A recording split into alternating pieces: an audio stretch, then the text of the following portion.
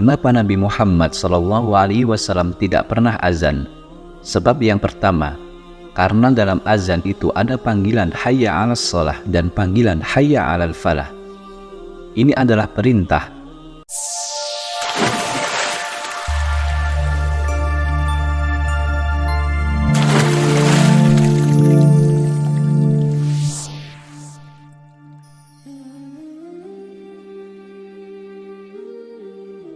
Assalamualaikum warahmatullahi wabarakatuh. Alhamdulillah wassalatu wassalamu ala rasulillah. Sahabat kalam turas,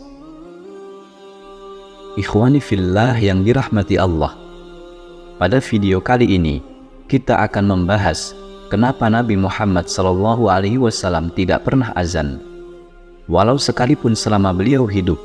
Padahal syariat azan itu adalah syariat yang disyariatkan Nabi Muhammad SAW kepada kita. Namun kenapa Rasulullah tidak pernah azan walaupun satu kali dalam hidup beliau?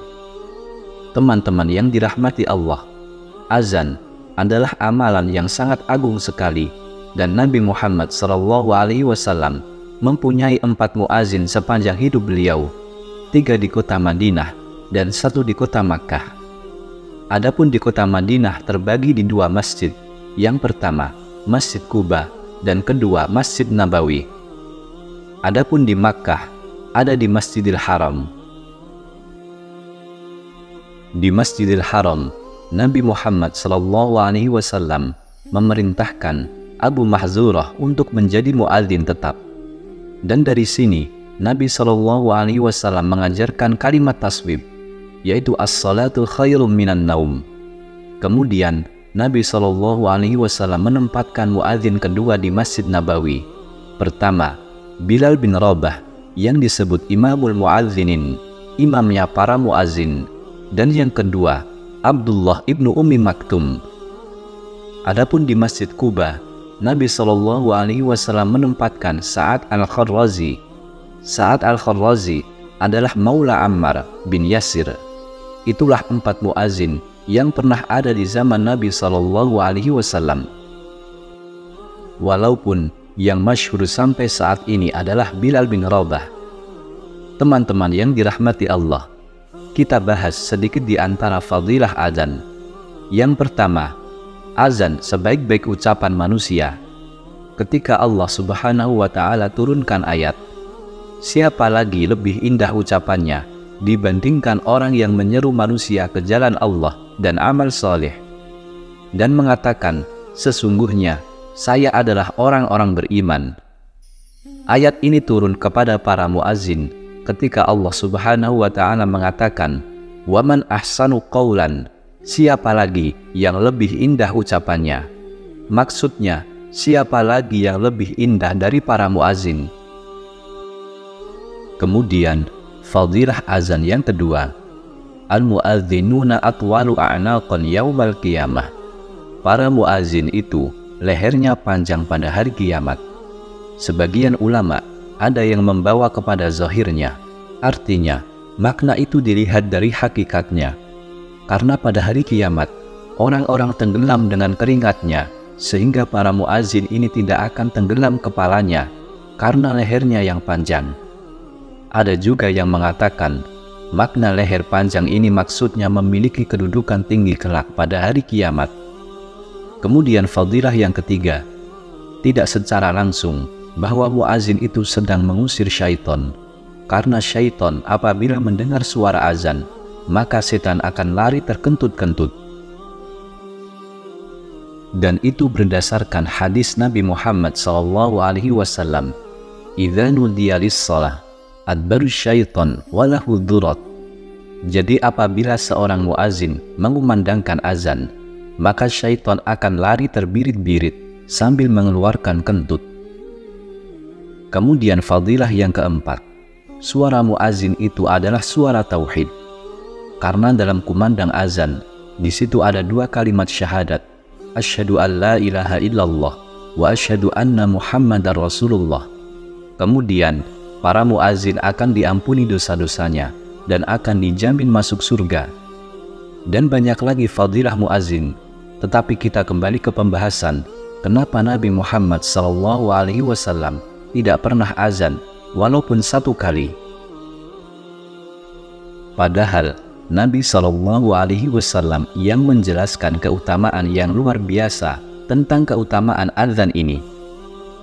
Teman-teman yang dirahmati Allah, kenapa Nabi Muhammad SAW tidak pernah azan? Sebab yang pertama, karena dalam azan itu ada panggilan hayya 'alas shalah dan panggilan hayya 'alal falah. Ini adalah perintah, dan al-aslu fil amri yufidul wujud. Asal perintah dalam kalimat usul itu memiliki wajib. Kalau seandainya Nabi Muhammad SAW mengumandangkan azan, kemudian ada seorang sahabat yang sampai tidak datang ke masjid, berarti sahabat ini telah melanggar perintah Nabi Muhammad SAW. Dan bila sampai melanggar perintah Nabi SAW, masuk pada sabda Nabi SAW, kullu ummati yadkhulul jannah illa man aba. Qalu ya Rasulullah wa man ya'ba? Qala man ata'ani dakhalal jannah wa man asani faqad aba. Kata Nabi SAW, semua umatku pasti masuk surga kecuali orang yang enggan masuk surga. Sahabat bertanya, ya Rasulullah, siapa yang akan masuk surga itu? Maka Nabi SAW mengatakan, siapa yang taat kepadaku ialah masuk surga, dan siapa yang tidak taat kepadaku maka dia tidak akan masuk surga. Artinya, kalau sampai tidak datang dari seruan hayya 'alas shalah, hayya 'alal falah yang dikumandangkan Nabi SAW, maka para sahabat terancam tidak masuk surga. Maka karena di sini ada perintah yang boleh jadi mungkin para sahabat ada yang tidak datang ke masjid karena sebuah uzur, maka di sini Rasulullah SAW tidak pernah azan walaupun satu kali. Ini adalah sebab atau alasan yang pertama. Alasan yang kedua, bahwa Nabi SAW tidak azan karena Nabi SAW diutus oleh Allah Subhanahu wa Ta'ala da'iyan ilallah, untuk menyeru manusia. Kalau seandainya Nabi SAW mengumandangkan asyhadu anna Muhammadar Rasulullah, aku bersaksi bahwa Muhammad utusan Allah, maka nanti orang-orang yang mendengar akan menyangka di sana ada lagi yang namanya Muhammad dengan nama yang sama, dan bukan Muhammad yang sedang azan. Maka dari situ Nabi SAW tidak pernah azan. Ini adalah sebab atau alasan yang kedua. Kemudian alasan yang ketiga, kenapa Nabi Muhammad SAW tidak azan? Karena syariat azan itu adalah syariat yang dihasilkan dari mimpi. Suatu ketika, Abdullah bin Zaid dan Umar bin Khattab ini bermimpi. Dalam mimpinya, berjumpa dengan malaikat, kemudian diajarkan lafaz adzan yang kita kenal hari ini. Kemudian mereka berdua datang kepada Nabi Muhammad SAW dan melaporkan mimpinya, dan Rasulullah SAW membenarkannya dan langsung mengatakan kepada Bilal, ya Bilal, azin linnas, wahai Bilal, azanlah untuk manusia. Nah, karena syariat azan ini asalnya dari mimpi para sahabat, makanya Rasulullah SAW tidak azan.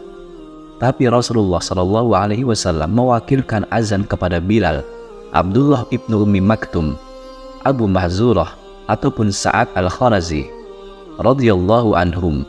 Ini alasan yang ketiga. Juga alasan yang lainnya kenapa Nabi SAW tidak azan, disebutkan oleh Sultanul Ulama Syekh al-Allamah Al-Izzuddin bin Abdissalam rahimahullah. Beliau mengatakan bahwa azan ini sebuah amanah, sama dengan iqamah, tidak boleh ditinggalkan. Jadi seandainya Rasulullah SAW azan 5 kali dalam sehari, zuhur, asar, maghrib, isya, dan subuh, bagaimana Rasulullah SAW akan berdakwah? Sementara Nabi SAW harus berdakwah ke kabilah-kabilah, menyebarkan agama Islam. Makanya dari sini Nabi SAW tidak pernah azan, dan Rasulullah SAW amanahkan azan itu kepada manusia. Namun para khulafaur rasyidin juga tidak pernah azan. Abu Bakar, Umar, Utsman, dan Ali tidak pernah azan. Mereka tidak pernah azan, namun mereka jadi imam. Dari sini, Imam Syaukani rahimahullah ta'ala ketika membahas mana yang lebih utama, muazzin ataukah imam, kata beliau, menjadi imam lebih afdal dibandingkan menjadi muazzin. Bukan berarti fadilah azan tidak ada. Fadilah azan banyak sekali. Namun kalau dibandingkan antara jadi imam atau azan, maka menjadi imam lebih utama dibandingkan muazzin. Imam Nawawi rahimahullah juga mengomentari dalam kitabnya Majmu' Syarhul Muhadzab, sesungguhnya Nabi SAW atau para khulafaur rasyidin setelahnya atau kibarul ulama,